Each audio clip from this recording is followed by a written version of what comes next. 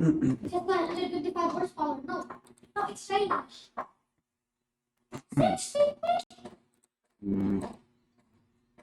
Not cheap, bro.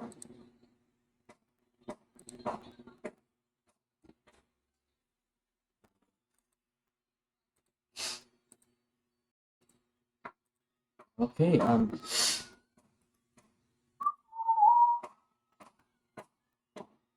hello everyone. Today we are live streaming using the Insta360.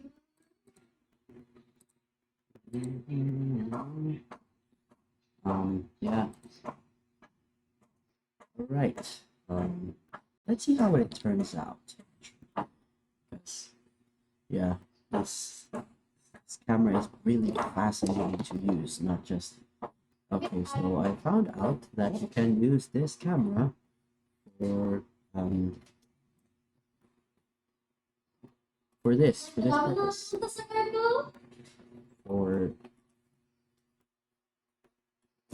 For live streaming too. Like while I was taking a bath, I had a realization that I can actually use this as a webcam. So really, really fascinating.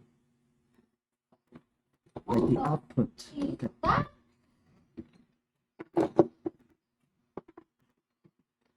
Look at this, the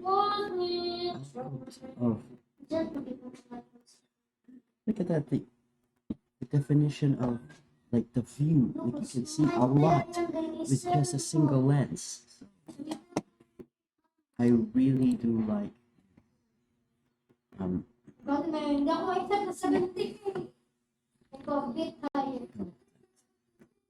What's that? Oh, you can. Wow, that's really. Look, yeah, this camera has a pretty large field of view. You know what? Let's just get on, because I really like this camera. I don't know what to do yet. Watch YouTube video.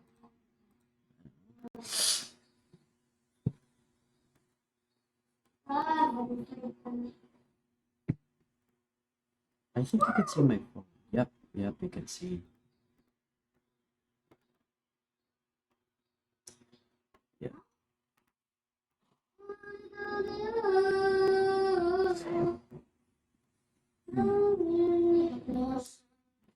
Yeah.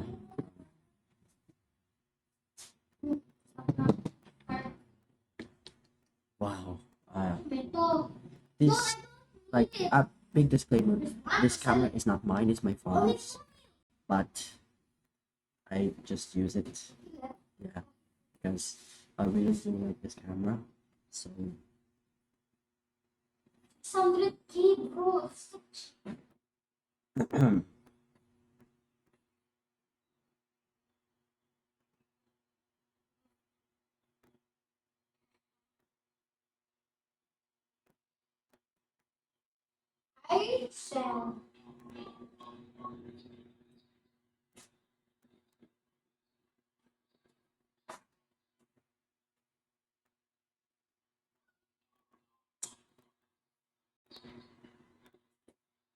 I don't know. Maybe I should play Roblox.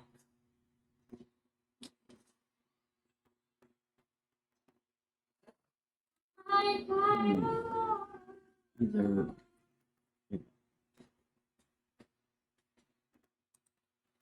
I can either watch a YouTube video or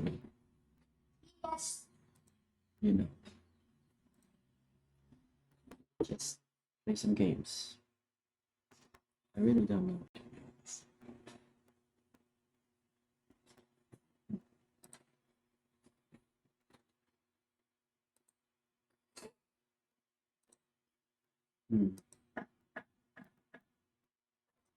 Maybe I should just watch something. I don't like the match button for star.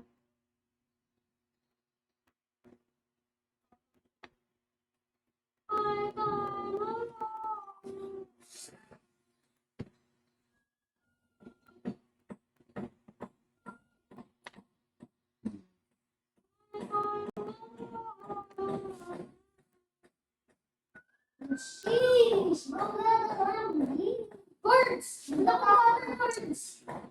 Huh? Stop, bro. Stop, bro. What? Oh, how about Uy, bayad ba yung GT3 RS? Oh, let's continue watching Crypto, the world's greatest. Or I will continue watching. Been the first part of this machine, but things were about to get a whole lot more interesting. Bitcoin had something going for it. The blockchain system that kept it running was somewhat unique. Okay, so let's not complicate things, right? You can think of Bitcoin like a digital spreadsheet that records transactions being used in the currency. It's not a physical coin, it's just data on a data.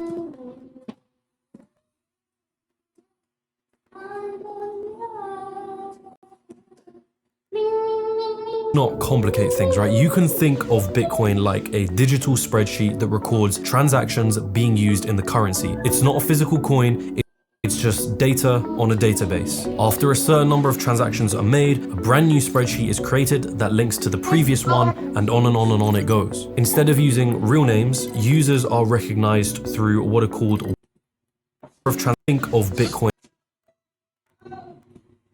was somewhat unique. Okay, so let's not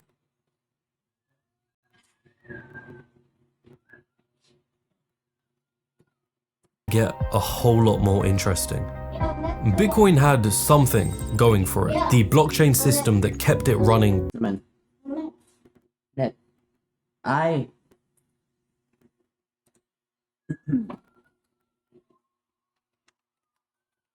I'll be right back.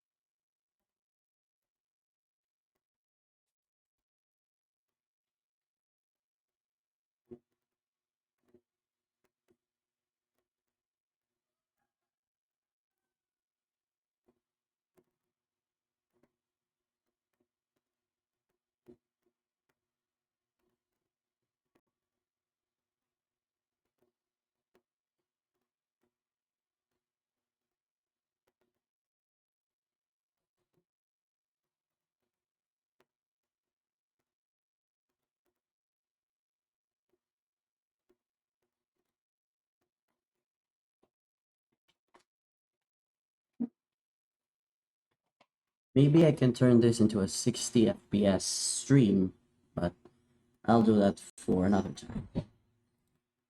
Or maybe later, who knows.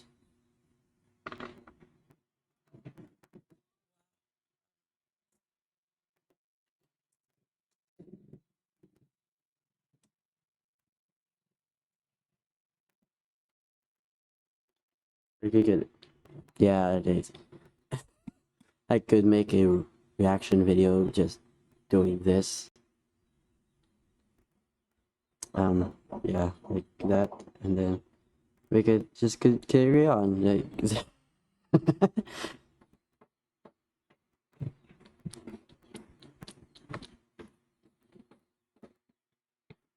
this camera is absolutely fascinating. Yeah, I will continue to use this sometime.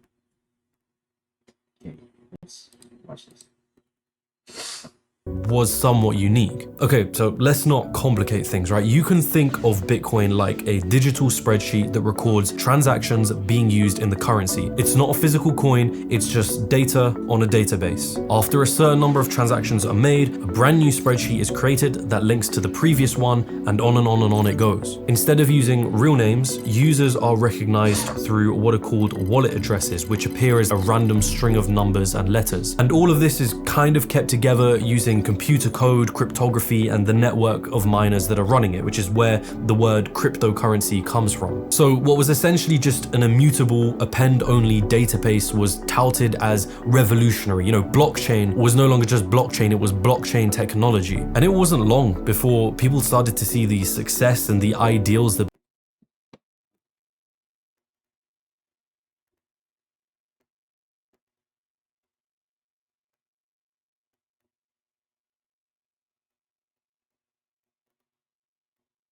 Bitcoin was based off and begin creating their own cryptocurrencies using this blockchain system.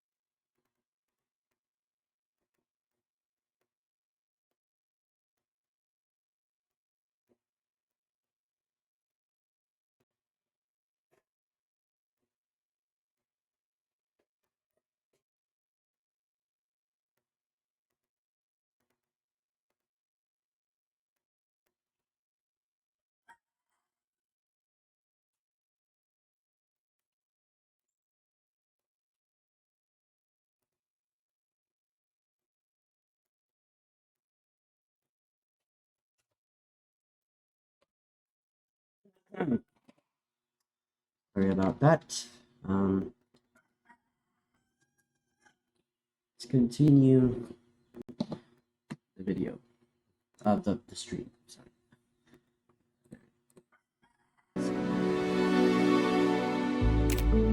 Vitalik Buterin, a teenager who decided to quit his favorite video game, World of Warcraft, after his warlock character had a damage component removed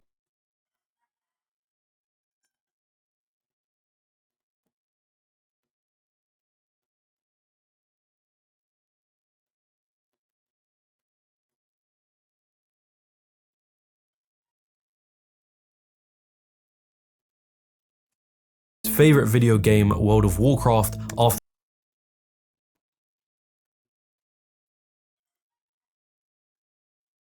his warlock character had a damage component removed by the game developers. Vitalik says that he cried himself to sleep that night. That was the day that he realized the horrors that centralized services bring. It sounds a bit ridiculous, but Vitalik would end up discovering Bitcoin in 2011 and he would start writing for a Bitcoin magazine. It all appealed to his ideals. In 2015, Vitalik and several other co-founders launched the creation of their own blockchain-based invention. It was called Ethereum. Much like Bitcoin, Ethereum had its own blockchain and it had its own native currency, which was called Ether. There was one important difference though.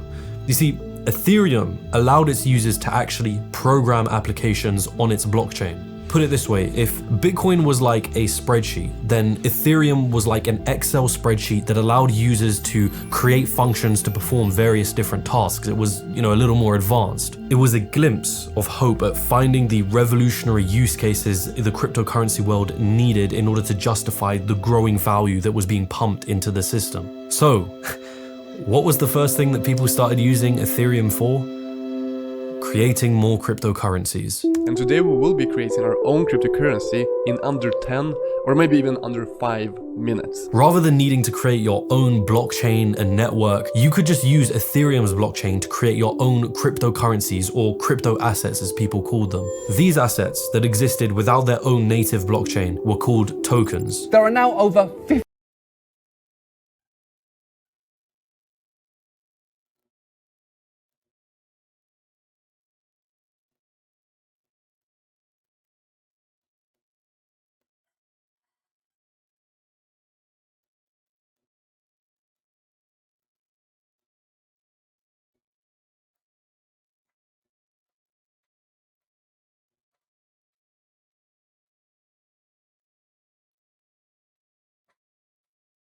assets that existed without their own native blockchain were called tokens. There are now over 1,500 cryptocurrencies. It became known as the ICO mania. It was supposed to be this new way to fund your business. Businesses could create their own token coins, release what is called a white paper, which explains what the project aimed to do, and then they could sell those tokens to the public, otherwise known as an initial coin offering, ICO. A whole wave of these token coins were being released. Some of them parodies and others were just blatant scams. Titcoin, The Whopper coin. Trump coin, Kodak coin. Insane coin. But here it is. So I created Dictator coin. Jesus coin was a token coin that was promising to decentralize Jesus on the blockchain. On its white paper, its creators stated they were in early talks with churches to provide miracles exclusively to Jesus coin owners. Ponzi coin was very much open about the fact that it was a scam. Their website literally said it right there. It's as much as a scam as 99% of the ICOs out there, but it's more transparent about it. Ponzi coin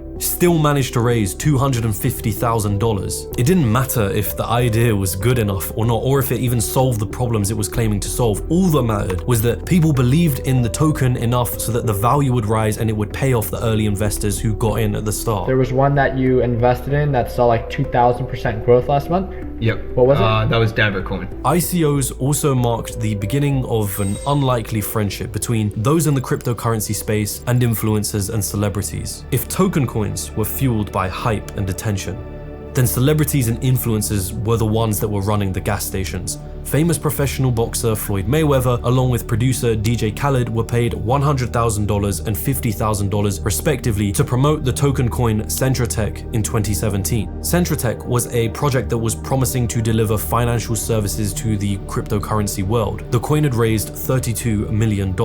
Turns out they lied about their CEO, who wasn't even a real person that existed. They lied about business deals with MasterCard and Visa, and its co-founder, Sam Sharma, was eventually sentenced to 8 years in prison. ICOs effectively became a casino to gamble unregistered securities. But you have to remember the hidden incentives. No matter how fraudulent or bizarre everything looks on the outside, in the crypto world, you have to keep clutching at potential use cases or anything that will justify its value constantly rising to new investors. And whilst the ICO mania of 2017 was continuing, a whole new idea was coming to fruition.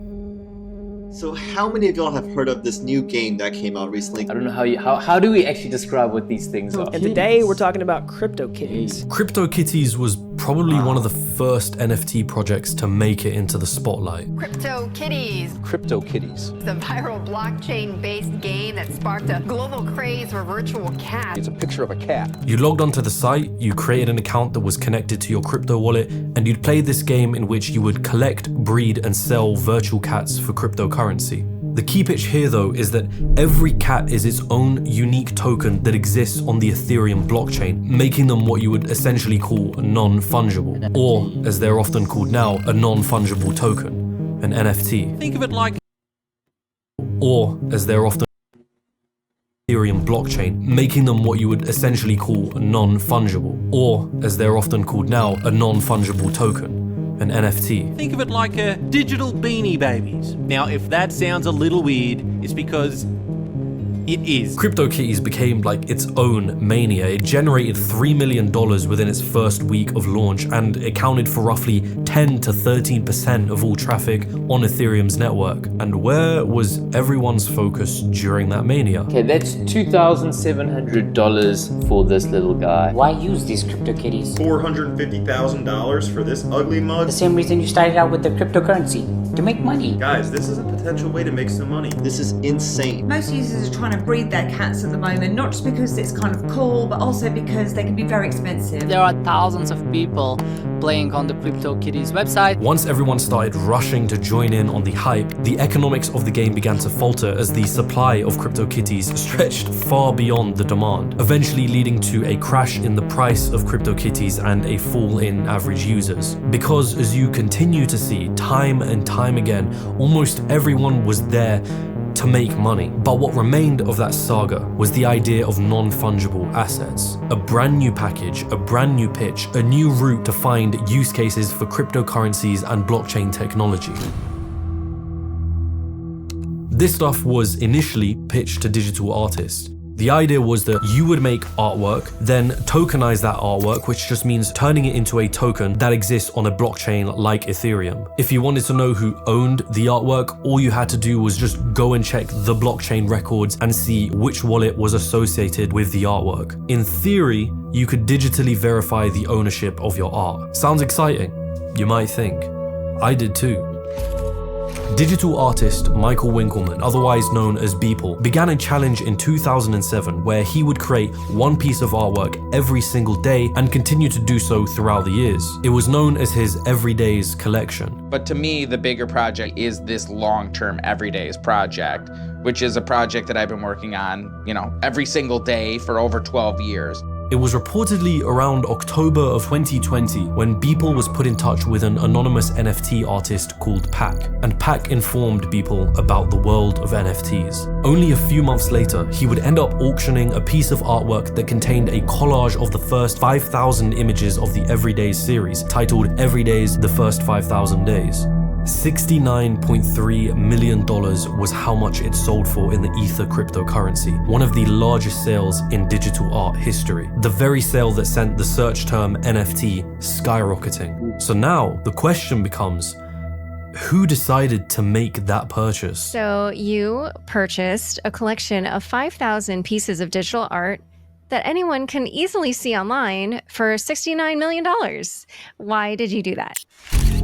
Metakovan, or as they were later revealed to be, Vignesh Sundaresan, a crypto entrepreneur who had recently co-founded a crypto investment firm with his business partner called Metapurse. Only a few months before this big $69 million purchase, Metakovan and his business partner had already bought another collection of NFTs from Beeple for over $2.2 million.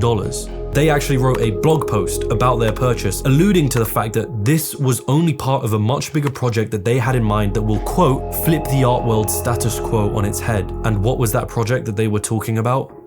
The B20 token coin. They were going to bundle their purchases of Beeple's NFTs collection and put it in a virtual museum where those who purchased the B20 token coin could access and view the artwork. Owning the B20 token was supposed to represent a type of fractional ownership in the virtual museum.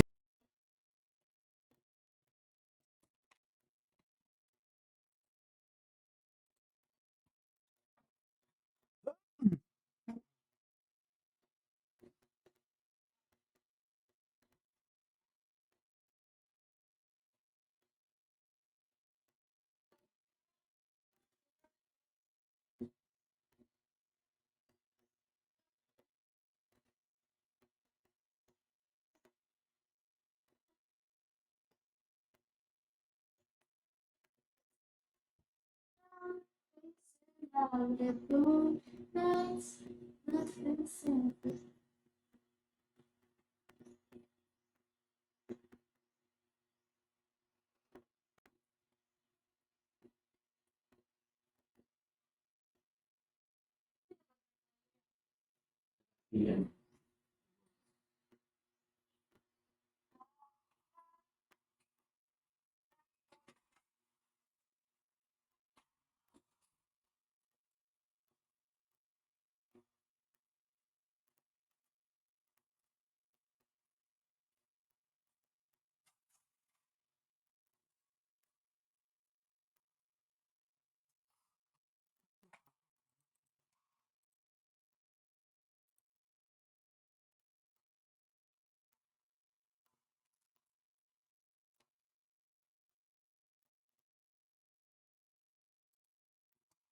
museum and the contents inside of it. Here's the thing.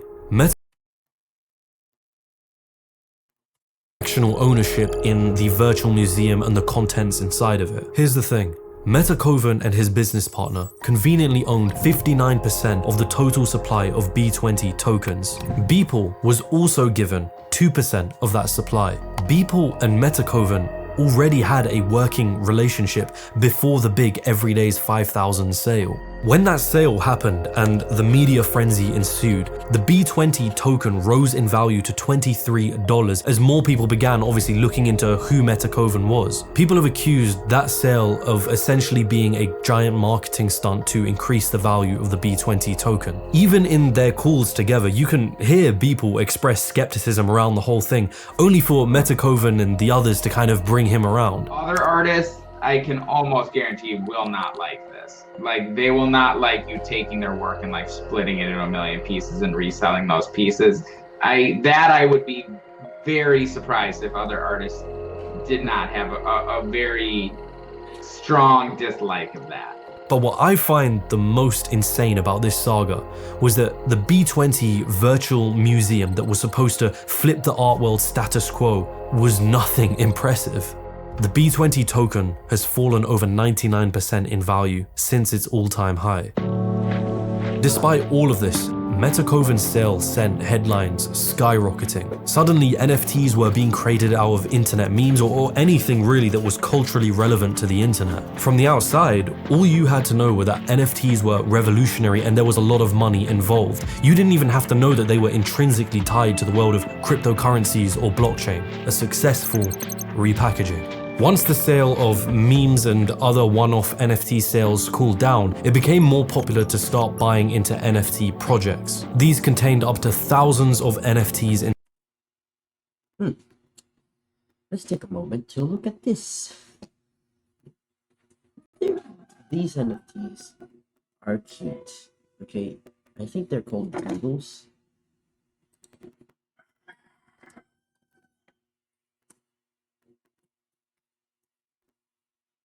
Here it is. Oh wow. I don't want to purchase any NFT, but if it was this NFT, I would.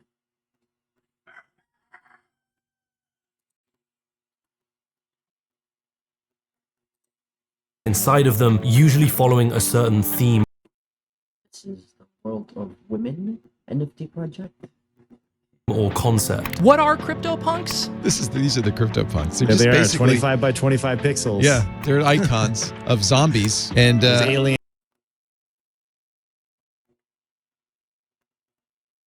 zombies, and yeah, they all have different mohawks and glasses and beard types, and I mean, what is Cool Cats, the coolest NFTs on the blockchain? Should I get a Lazy Lions NFT? Been thinking about joining this amazing community. Clone X. This project is previously known as Akira. Sneaky Vampire Syndicate. We've got pudgy penguins on the chopping block today. They're selling us something called Rebits? Just as it had been with Bitcoin and token coins, the name of the game was about hyping up a project so that you can sell it for profit later. NFTs though were cooler than your average token coin so that you can sell it for profit later. So let's talk about Axie Infinity for a bit. Axie Infinity was an NFT or crypto project that my father actually engaged in back in 2021. He was heavily invested in Axie Infinity about 3 years ago in 2021. But now he no longer does. I think he stopped, 2022, about a year later. But he was invested in Axie Infinity for a while because there was this Filipino community of Axie Infinity players who were so heavily invested, they dedicated some time of their lives to play Axie Infinity. I don't think my father spent a lot of money, but he spent a lot of time and effort into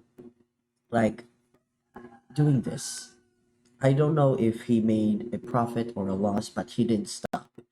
I think once he found out that it was just one big scam. Like once it collapsed, he just also backed out because he knew that. So yeah, now he just invests in chickens because he knows that the crypto world is a volatile place. Anyways. NFTs though were cooler than your average token coin, so they had art behind them. You could show them off by replacing your social media profile picture with an NFT you purchased. Yeah, this kind of thing, I think it's still possible to this day to like use your NFT as a profile picture on your Twitter.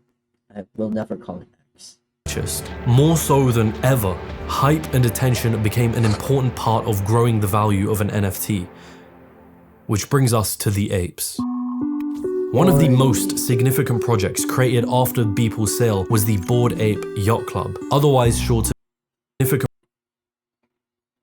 projects created after Beeple's sale was the Bored Ape Yacht Club, otherwise shortened to just BAYC. Founded by the company Yuga Labs, the project featured 10,000 different pictures of apes. Founded by the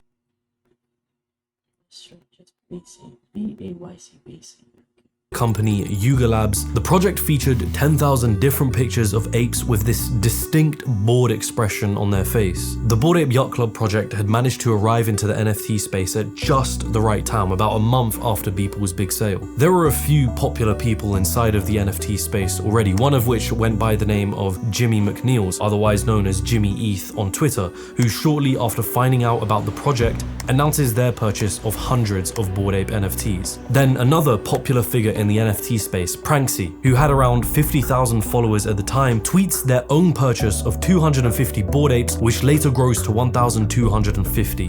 And all the time these guys are tweeting about their purchases to their followers, it starts to create this buzz inside of the crypto space. You've probably seen all over Twitter this crazy thing with apes. Just after 12 hours of its official launch, the BAYC collection sold out, giving Yuga Labs an estimated 2.8 million. Okay.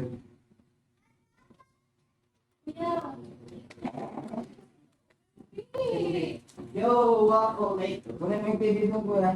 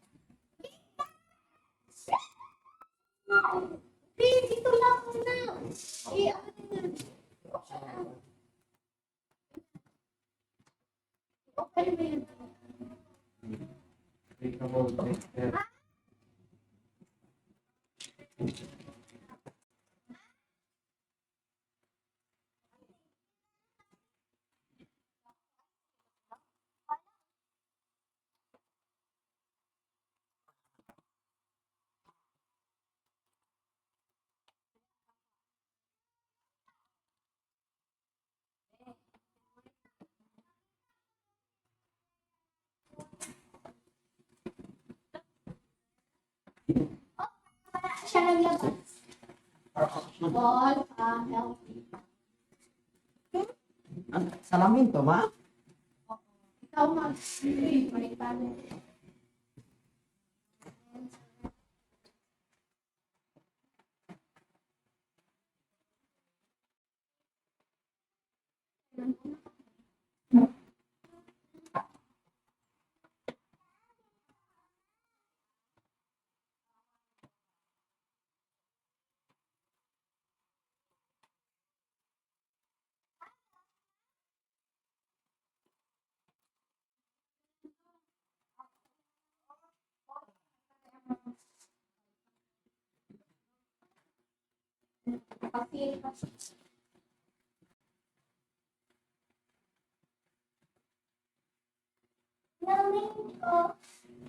Uy, ganda lang inom. Uy, sino ka daw inom? Balik na siya. Balik na siya.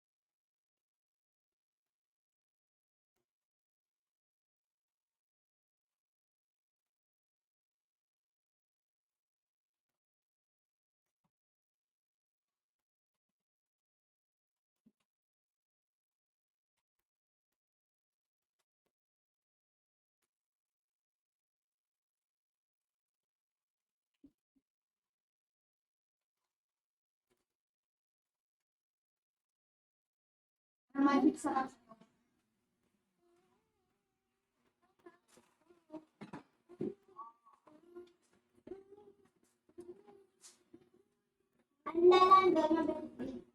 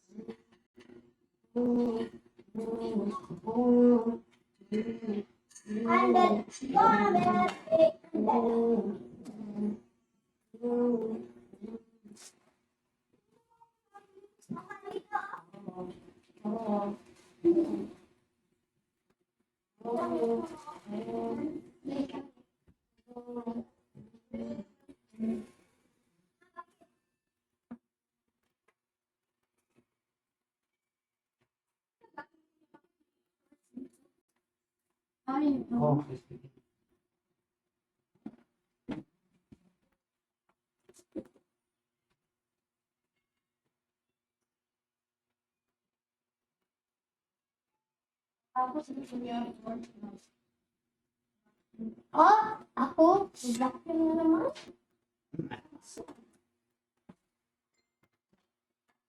Nababaya ka nakaligo.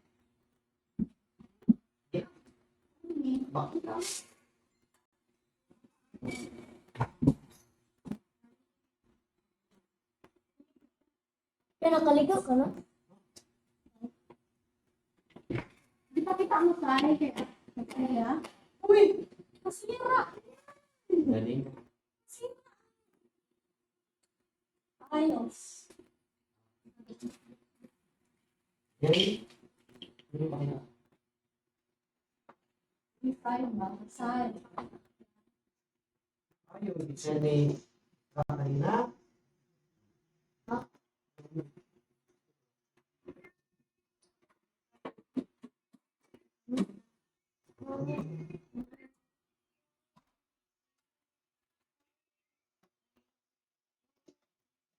Meron na yung sa'yo. Matinip.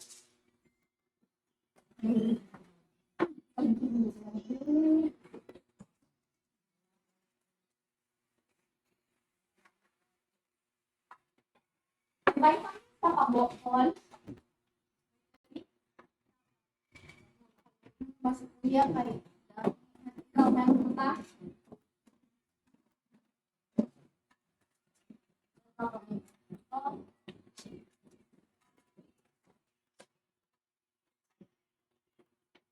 Pwede open ng bench? Bench. Oh, this is. Lang. Boards. Kaya mo siya pag-boards. Cellphone ko lang dyan.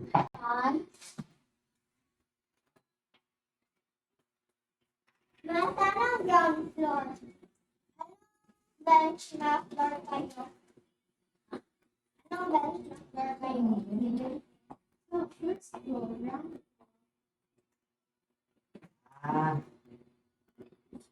Alam mo ano?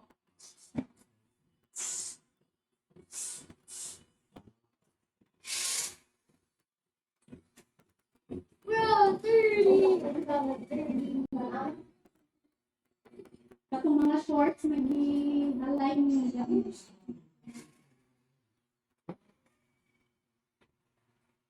Kuha ano, babe? Wala, ako na yung kuha.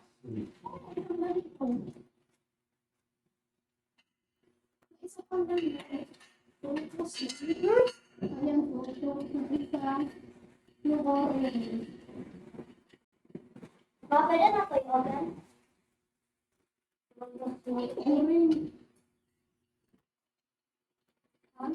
Pwede na ko yung oven?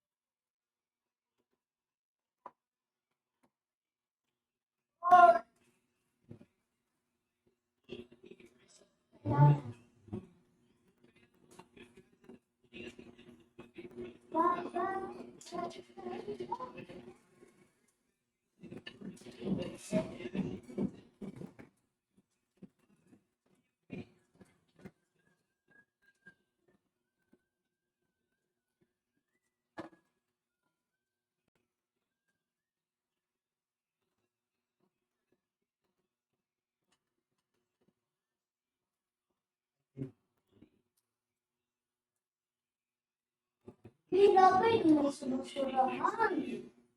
Tapos, basya.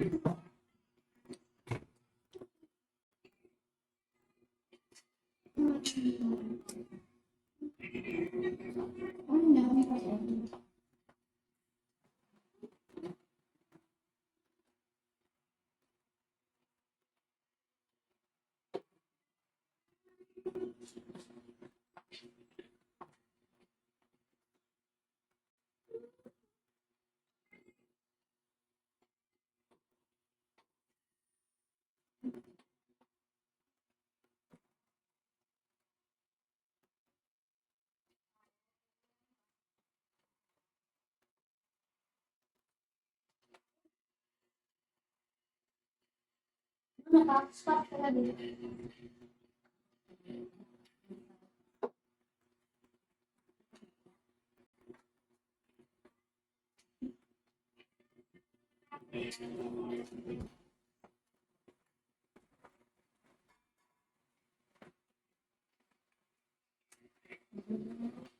Kaya ako ang teacher day.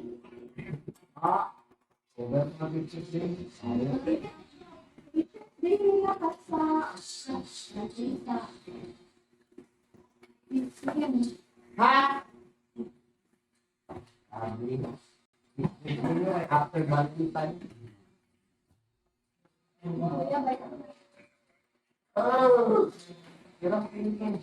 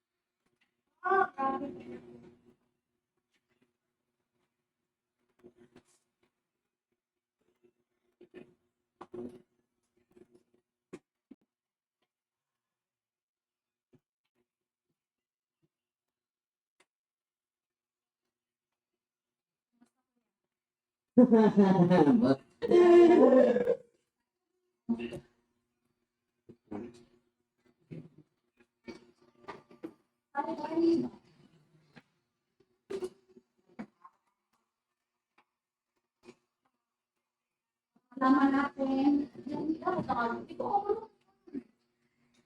Yan. Yan. Ano mo si Active Friday? Ano pa mga technique? So, wala natin ito kapatay. Ang technique.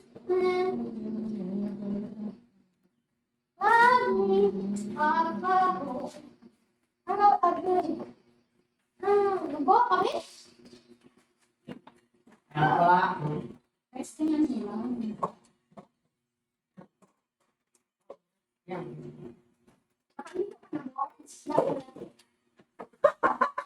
Tapos sinigil. Nang, nakakawa ako. Ang nagtigil, Ben. Parang ako ay palit ko work. Grabe.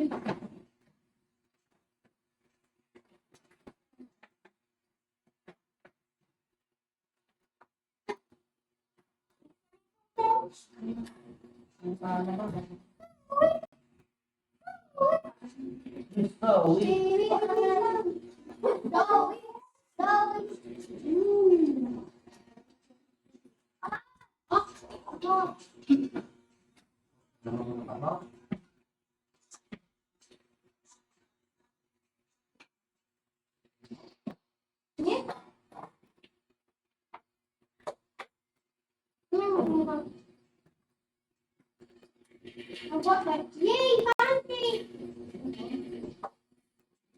Okay, okay. Init na ta.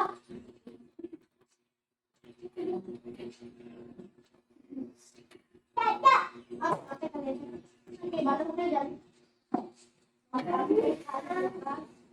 Yay! I'm your big Oh, my God.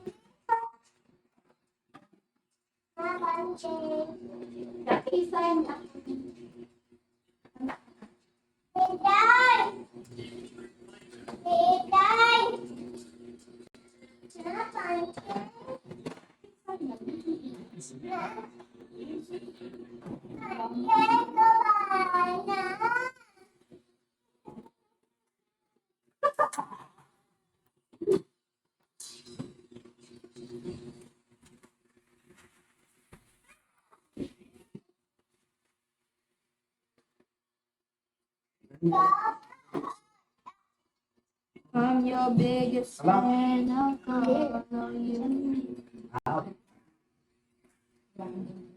Yan. Hawak nito. Yan. More. Tulungan ko siya.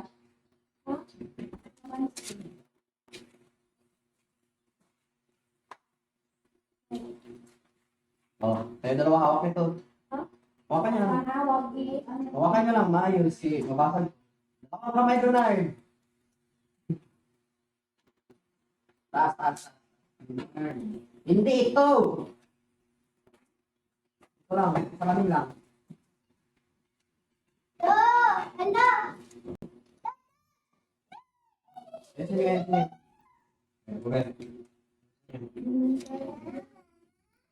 Ben. Iba. Lingkuan. Ang isa. Ya. Si Api is. Lang. Lang. Ita. Ikaw muna kuya. Kayo lang.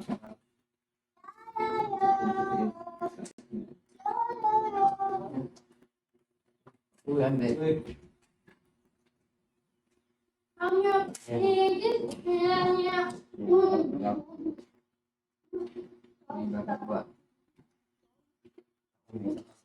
Go again.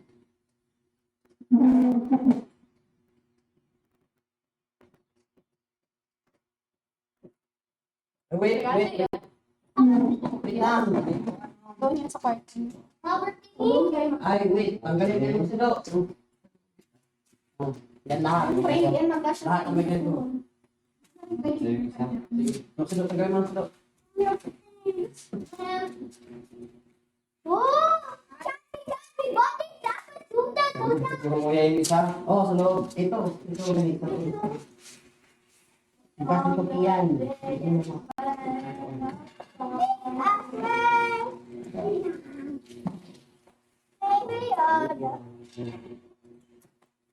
Big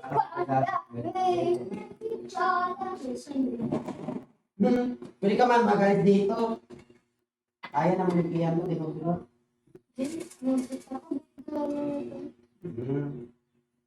Useful logs.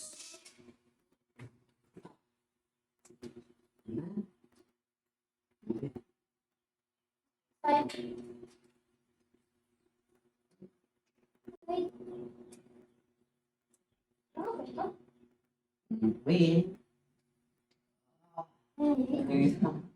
Saan yung isa? Saan yung isa? Wala. Hey.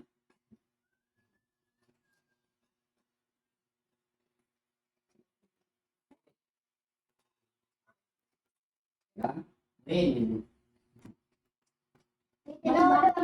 Do it, you go. Saan? Just to go pa. Eh, good words. Wait lang, wala pa akong kasi. Oo na. Baby, make me sweat. Make me sweat. Ano ito? Just to go. Pwede man hindi. Oo, hanggang dito. Ano ba? Magkakot siya. Tigit.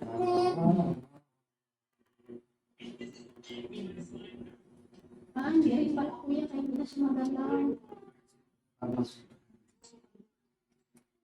Dapat magagalang lang siya.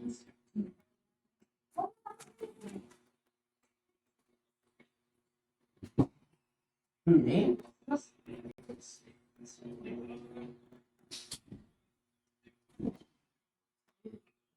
Boys, babakit ka na. Deliver it. Ay, kay ate ka? Noon lang kayo mag-ano. Kasi hindi lang screen. Ang awan sa akin mo.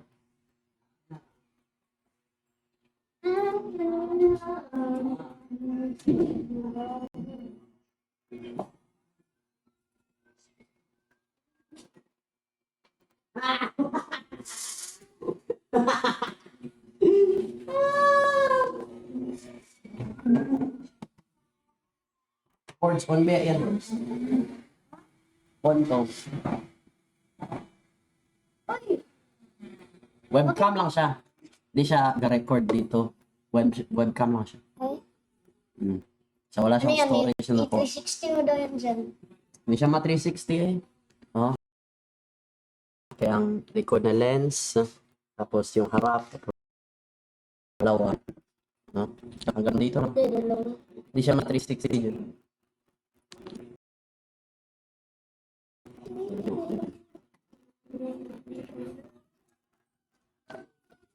Siguro nalagyan gamit ay. Nah.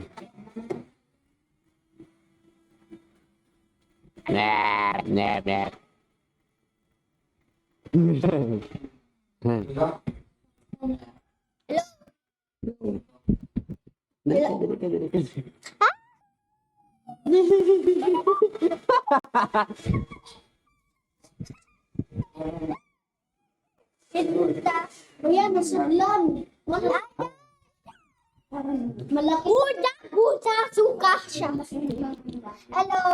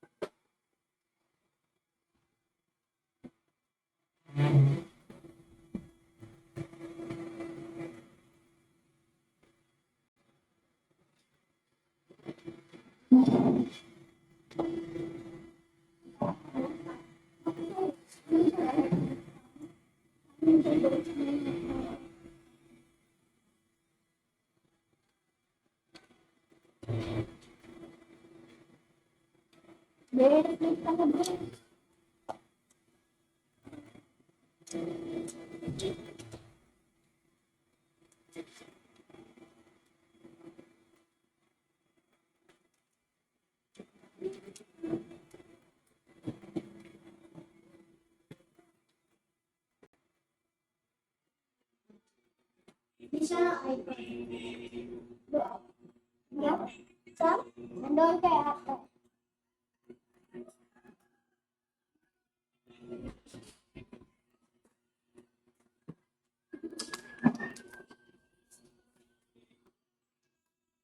Wow, pwede mo play doon.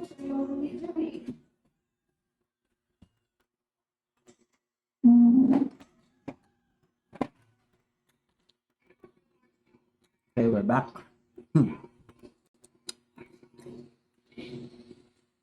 Wow, we're live streaming for an hour already. Wow.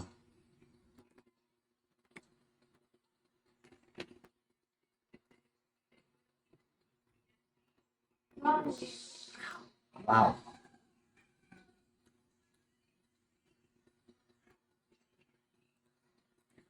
in revenue. Pranksy starts selling some of his apes to NBA players who start tweeting and changing their profile pictures to those apes. In August, the popular DJ Steve Aoki tweets his own $40,000 purchase of a bored ape to his millions of followers. Hashtag ape, follow ape began trending immediately. Famous digital artist people tweeting about it and creating an artwork about it, which continued to drive up the price of bored apes. You ape, me ape, ape friend. One of the shadiest parts about everything that followed were the blurred lines between celebrities and influencers clearly manipulating a market to pump up the value of their NFTs and genuine posts simply just showing off their purchases. You had Justin Bieber of their NFTs and genuine posts simply just showing off their purchases. You had Justin Bieber in January of this year posting a picture of a bored ape number 3.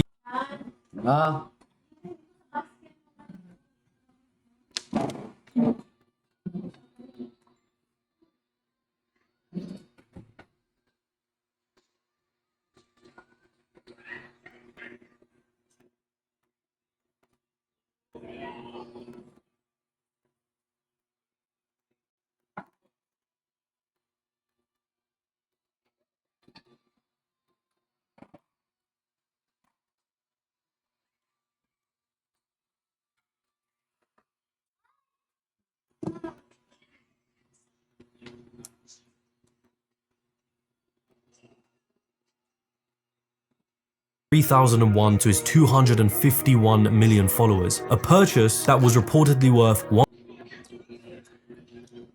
to his 251 million followers. Posts simply just showing off their purchases. You had Justin Bieber in January of this year posting a picture of a bored ape number 3001 to his 251 million followers, a purchase that was reportedly worth $1.3 million.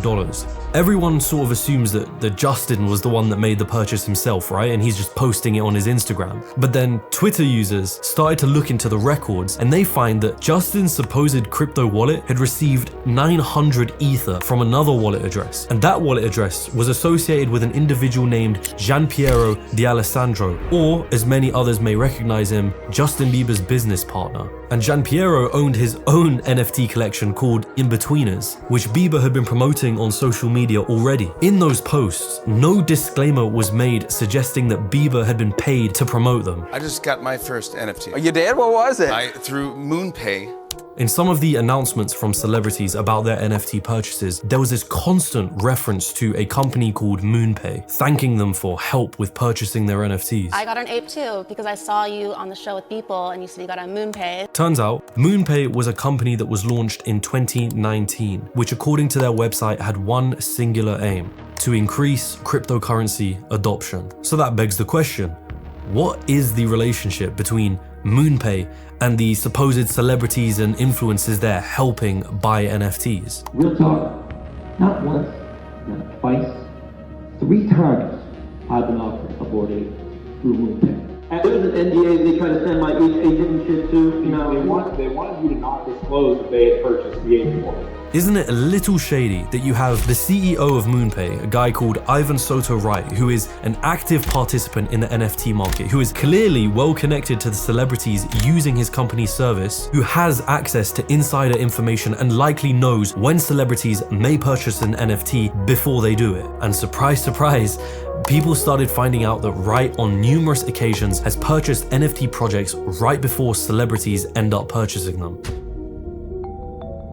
Prominent crypto skeptic and author David Gerard had this post on his blog. It was titled, "Crypto Grifters Try to Scam Artists Again." He wrote, "The NFT grift works like this. 1.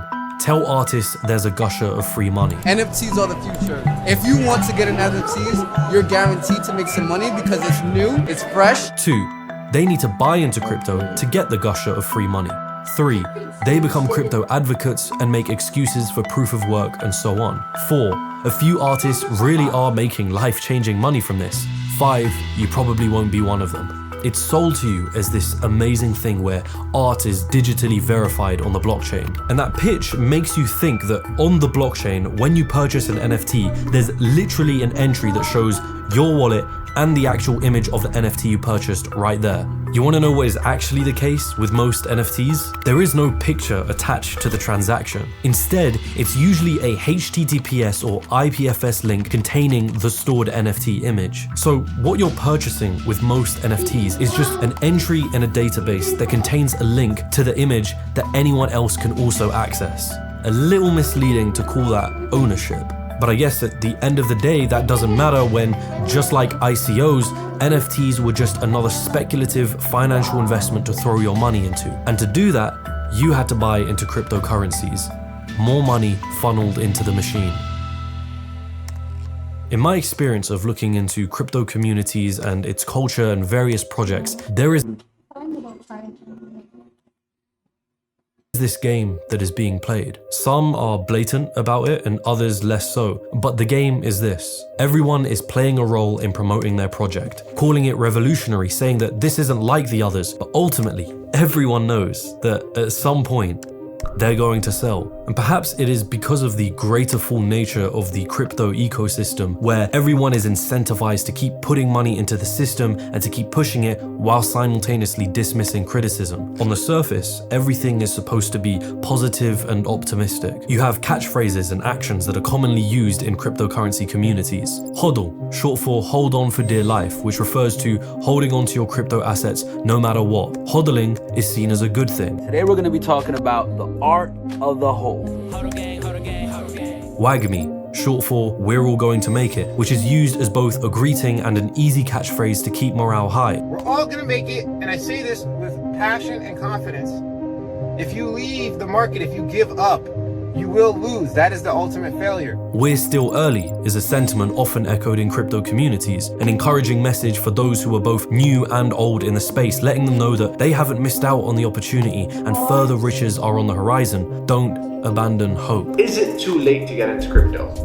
No, never. It's never too late. It's actually too early. It's extremely early still. Those who hold on to their crypto assets, even when there is really good reason to sell, are called diamond hands. Diamond hands is actually a requirement. Keep diamond handing, okay? A positive trait that is encouraged, whereas those who do sell are labeled paper hands, a negative trait, which is actively discouraged. The worst part about paper-handed investors is that it influences other people to grow paper on their hands. Most crypto communities are encouraged to say good morning and good night to each other every day, shortened to just a GM and GN, kind of like a regular check-in and check-out with members. Negativity is usually handled in the same way, since one group's negativity can actually devalue a project and affect everyone else's ability to make money. If there's some bad news about a particular cryptocurrency project or cryptocurrencies in general, it can be dismissed as FUD, abbreviation for fear, uncertainty, and doubt. We have someone that, again, is trying to spread FUD. I just couldn't sit idly by and let people FUD my investment and FUD the leader of my investment. Or those who criticize are told, you simply don't understand, without any further elaboration. Or they're told to have fun staying poor, which is a not so subtle nod to people's true intentions within the space. Or criticism is actually spun into a good thing for the project. These are all very convenient actions to encourage when keeping someone engaged and hopeful in a crypto project is financially beneficial to everyone else. I'm actually struck by how much the general public really hates it when someone gets into NFTs and they just have an absolute adverse reaction. I see this across industries. The NFT mania did something. I think it grew so big and so in your face from influencers and celebrities that it started making people mad. So proud. I love being a part of this community and being a voice and sharing my platform and just getting the word out there. What community? What are you guys talking about? You don't fucking care about this. I hate that they try to put on that they care about this. Bored Ape Yacht Club NFTs, which I think are ugly, dumb, cringe. Thank you guys for allowing me to scream about NFT cartoons. I hate this stuff. It's getting worse. Check this out. I got a board bunny. And not only is it a board bunny, but it looks like me. Look at that. Nothing makes people hate you faster than NFT shilling. If you're young and naive, just like my brother, and want to get into NFTs, you should check out Board Bunny. The new Board Bunny NFT project has now been classified. But it looks like me. Look at that. Nothing makes people hate you faster than NFT. dumb, cringe. Thank you guys for allowing me to scream about NFT cartoons. I hate this stuff. It's getting worse. Check this out. I got a board bunny. And not only is it board bunny, but it looks like me. Look at that. Nothing makes people hate you faster than NFT shilling. If you're young and naive, just like my brother, and want to get into NFTs, you should check out Board Bunny. The new Board Bunny NFT project has now been classified as a scam. Welcome David Dobrik to the long list of influencers promoting scams, further claiming the team has disappeared with $6 million. It's great to be a part of this project. I love the designs inspired by Pokemon. It's a Pokemon knockoff. It's just like stealing money from people who are fans of Pokemon. Y'all better not miss this. They promised Pokemon partnerships, and it was all a lie, and it ended up raking in $6.3 million. For the last 6 months, I've been working on my own NFT project. So the project is called CryptoZoo. I believe it's going to change the game. CryptoZoo, Logan Paul's newest project, are basically a bunch of stock photos from Adobe that have been poorly photoshopped. Non-fungible tokens, yes? I do know what they are, but I don't really like them at all, really. I'm not really into them. Nobody seems to like NFTs. We didn't find anybody who actually had anything positive to say about them. Whenever a big celebrity or influencer would post something related to NFTs on their social media, you'd see a whole slew of people responding with, "Oh no, not you too." And this wasn't just limited to individuals either. Companies began getting a lot of flack for even talking about or dabbling into NFTs. In 2021, people found out. Okay. MetaMask. Woo! So going back to the Axie Infinity comment that I made about, I don't know, 15 minutes ago. So like Axie Infinity uses MetaMask to, you know, like for the transactions. So yeah, like to convert like coins from Axie Infinity and then to MetaMask cryptocurrency. Like, yeah, my father also engaged in that. Yeah, because it was like a requirement. Like you couldn't redeem money from Axie Infinity without MetaMask. So yeah. About what cryptocurrency actually was and they hate it. It is all get-rich-quick schemes promoted using technology as the cover. All of it. That's what crypto is. And NFT is the latest species. I think in June there were 1,500 computer scientists and technologists who wrote to Congress calling for more responsible regulation of crypto assets. They said the catastrophes and externalities related to blockchain technologies and crypto asset investments are the inevitable outcomes of a technology that is not built for purpose and will remain forever unsuitable as a foundation for large-scale economic activity. And so you start to wonder, like, okay, like what's gonna happen? And I know that it really shouldn't surprise me, but a whole new packaging had been in the works, and a brand new word was taking the stage. Our mission at MoonPay is to onboard the world to Web3. I have to admit, it's a pretty convincing narrative. The first iteration of the internet, Web 1.0, was essentially the first version of the web, mostly consisting of web pages and information. There wasn't much you could actually interact with. Then came along Web 2.0, which brought access to many new features. It focused on user-generated content, social media, and more forms of participation. This version of the internet became dominated by large corporations. Web 2.0 is our current modern-day version of the internet, but now Web 3.0 is coming. It kind of just referred to a bunch of different things, but the idea was that a new version of the internet is here, where your online activity was going to be making use of blockchains and tokens to some degree or another. So in theory, the now centralized version of the internet owned by big tech would become owned now by its users. In its initial bubble, NFTs were seen as just digital art, right? Which is quite limiting. At the end of the day, NFTs are just data on a public database that can act as a receipt of ownership over whatever that data contained. You know, whether it was a coin or it was a web link to a digital piece of art. The idea was that if NFTs could prove ownership over something, then you could put anything on the blockchain. Real estate titles, medical records, university degrees, legal records. In the case of Web3, you'd have social media sites and video games all incorporating blockchain and NFTs into their business model. It didn't really matter what it was or how it would work exactly. It just became this game of insert anything here, but on the blockchain. And just like that, you've made it revolutionary. You've just recreated the entire mortgage infrastructure that already exists today. on the blockchain. But that exactly. The blockchain in real estate is going to be pretty mainstream 5 to 10 years from now. You'll see solar grids, electric grids, self-driving car grids that will essentially be machine run and controlled and administered by blockchain. Best use case for blockchain is healthcare. What can and can't be turned into an NFT? Ultimately, what we're talking about is the tokenization of everything. Never mind if blockchains or tokenization actually fixed the issues that it was claiming to solve in these industries. It was literally the definition of a solution in search of a problem. And then I'm lost as to like why the on the blockchain part matters, besides basically what everyone means is they mean, oh, I want a public record of the transaction.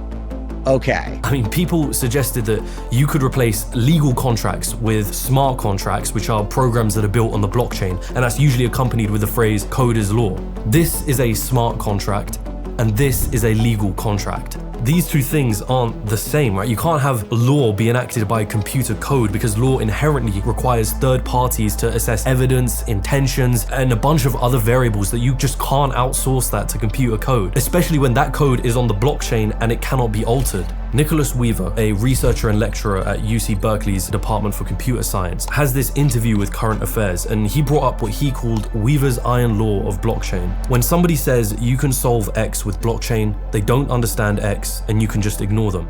So you start to wonder, right? Who is behind all Weaver's iron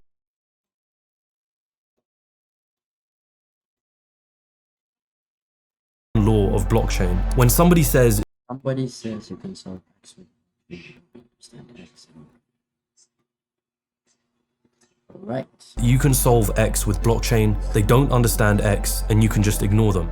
So you start to wonder, right? Who is behind all of this money that's coming and pouring into the crypto and Web3 space? Where is it coming from and why? Either I'm not seeing the revolutionary potential that all of this has, or this genuinely is a massive mania and bubble that is being fueled by greed and delusion. The so-called next version of the internet that's attracting big money from venture capital. Venture firm called Andreessen Horowitz. Have you guys heard of it? I kept seeing this venture capital name pop up. We've been in the space for a long time. Kind of a big deal, running the crypto fund with more than $7 billion in capital to deploy. Andreessen Horowitz, otherwise known as A16Z. They're one of the largest venture capital firms. They have a crypto fund with around $7.6 billion to be invested in crypto and Web3 startups, and have been invested.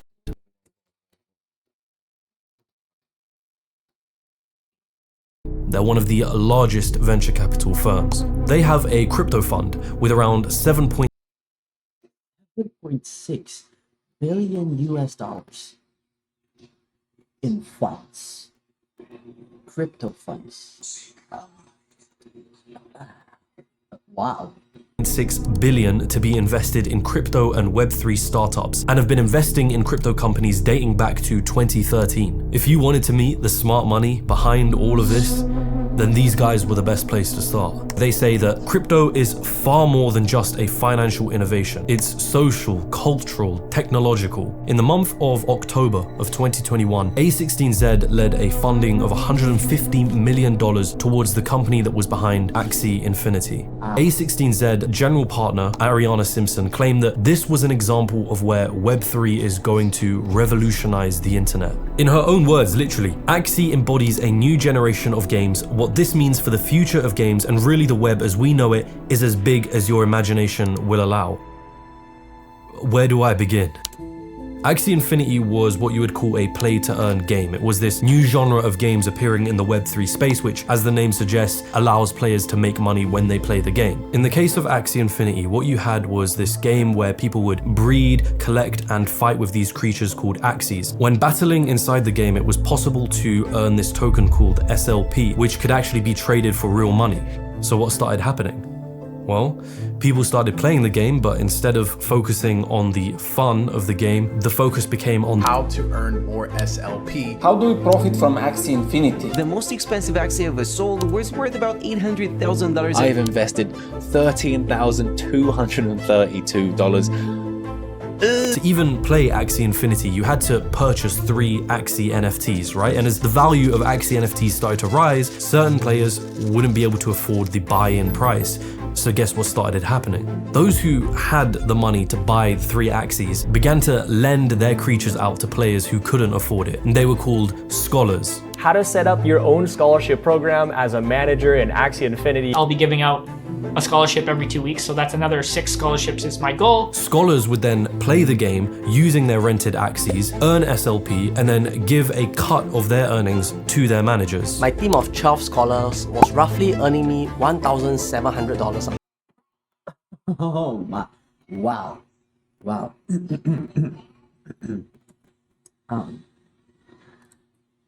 So my father certainly didn't have a, you know, like I'm absolutely certain that my father doesn't currently have, like didn't have a scholarship program, you know, for like the Infinity. I'm sorry for this close up, but you know, it has to be said.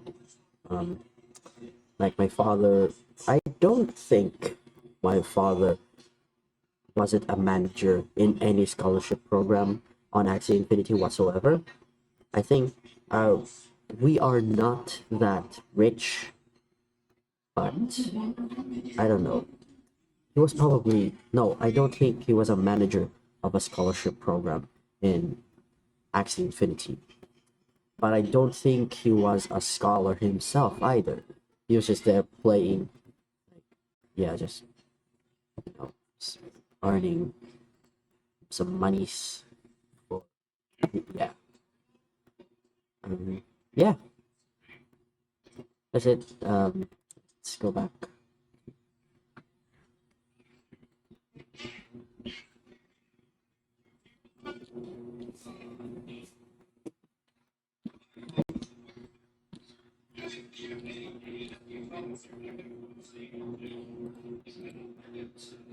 $600 from my scholars. With all of my current scholarships working, I'm earning about $6,000 a month. Axie Infinity, a play-to-earn crypto gaming juggernaut that has led people in countries like Philippines and Venezuela to make a living. These are players from the Philippines who are There we go.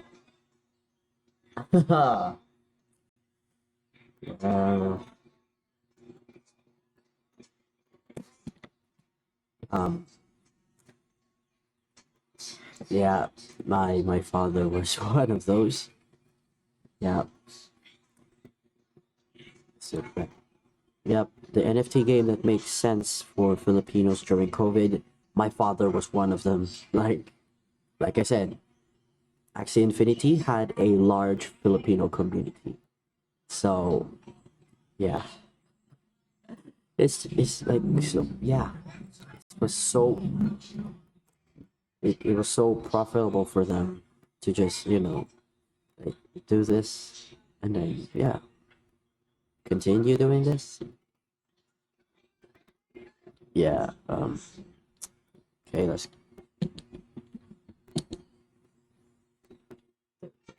go back. making a living playing Axie Infinity. Most of the scholars who couldn't afford the buy-in price, they were from developing countries, right? People who likely saw Axie Infinity not as a game of leisure. In 2022, players from the Philippines accounted for over 40% of Axie Infinity's total number of players.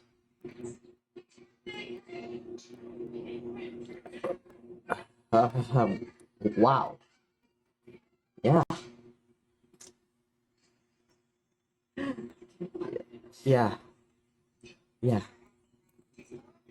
But as a means of producing income. I am here to apply scholarship on Axie Infinity. I want this scholarship because I want to earn more. I can play 6 to 12 hours a day just for playing Axie Infinity. I will treat this as a job, not just only a game. I want to help my family on their expenses and save up money for my tuition on college.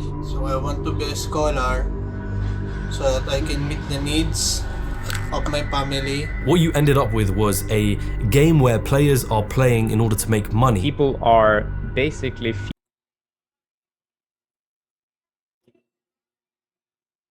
This is worrying.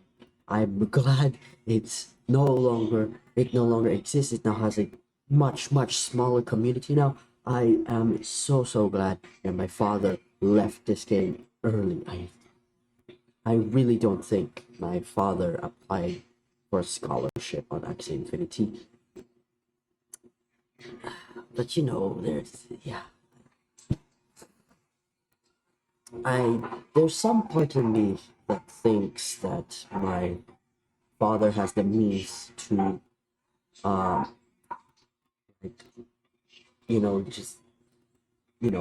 operate on his own independently, not as a scholar or some American.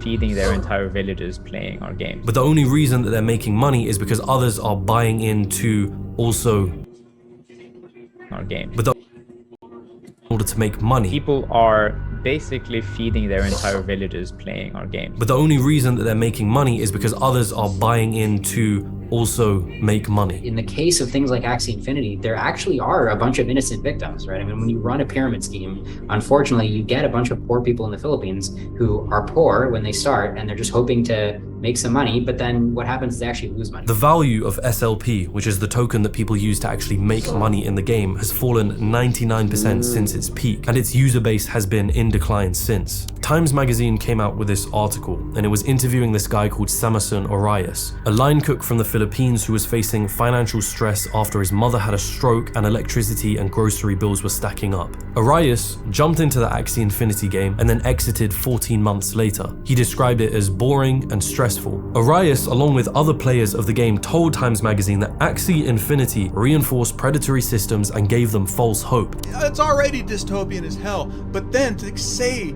to people that by doing this we are creating opportunity for people in the developing world, that's not just dark, that's fucking evil.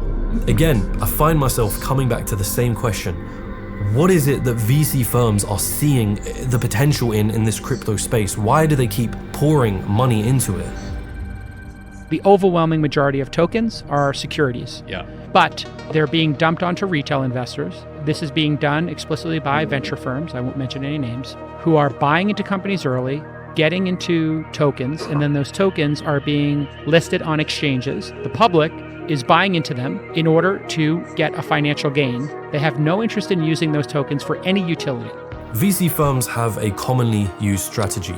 They invest in a bunch of startups. Most of those startups will fail, a few will succeed, and with the ones that succeed, a VC needs to decide on an exit strategy, an event that allows them to liquidate their position in a company and essentially make money. This is a process that can take years. So there's another idea that is proposed by skeptics, that the world of crypto offers an incentive for VC firms to invest in a crypto company, receive a percentage of their tokens, and then sell those tokens to retail traders when it becomes publicly available, all achievable within months, highly profitable, and fairly unregulated. With crypto tokens, they can cash out in a few months. And the way that this actually works is they encourage their fundees to basically issue unregistered securities. Andreessen Horowitz invested in a bunch of startups that all issued tokens that all got dumped on retail, including Andreessen Horowitz dumping a lot of them on retail. This is blatant securities fraud.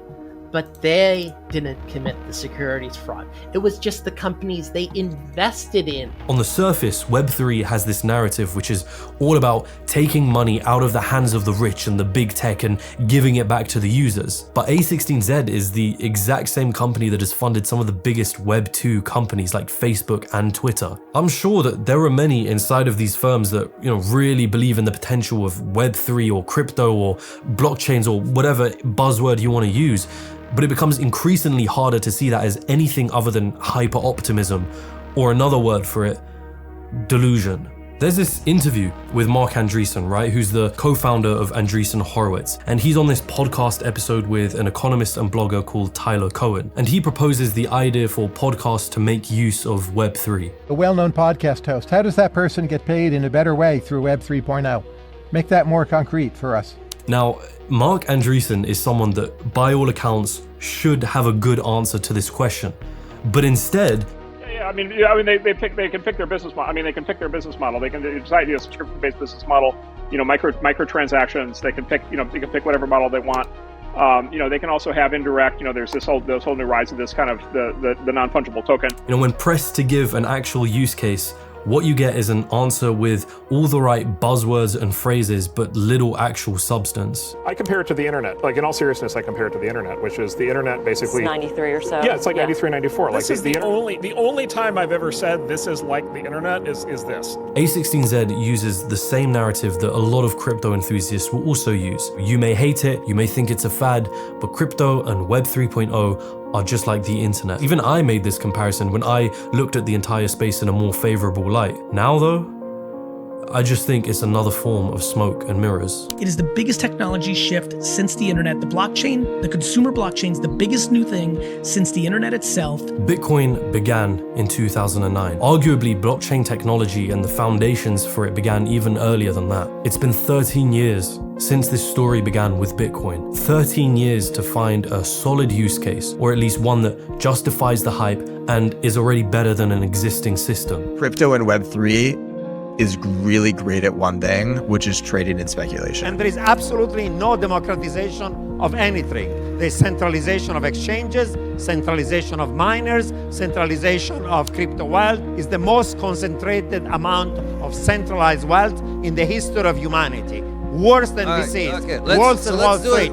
It's all bullshit. 13 years after 1983, which is considered to be the birth of the internet, we were already seeing very clear-cut use cases. Even in those early days, people could get weather reports, they could check the news, they could send emails, and many other uses that we still use to this day. I sent a message to my doctor asking for a repeat prescription, and he's left the prescription for me in the chemist. By even making the comparison to one of the biggest revolutions in information and communication is already assuming that cryptocurrencies are revolutionary and they're bound to find mass adoption at some point, when that is the very future we're putting into question.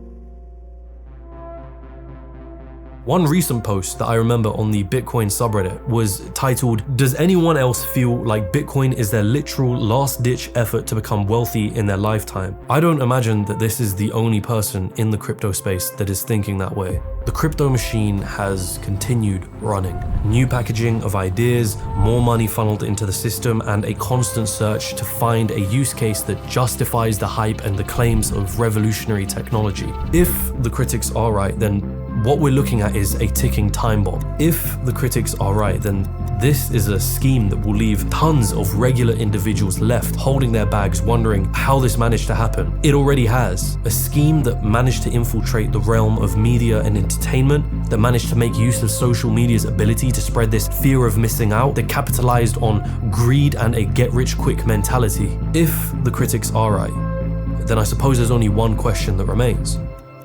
At what point does the ticking time bomb go off?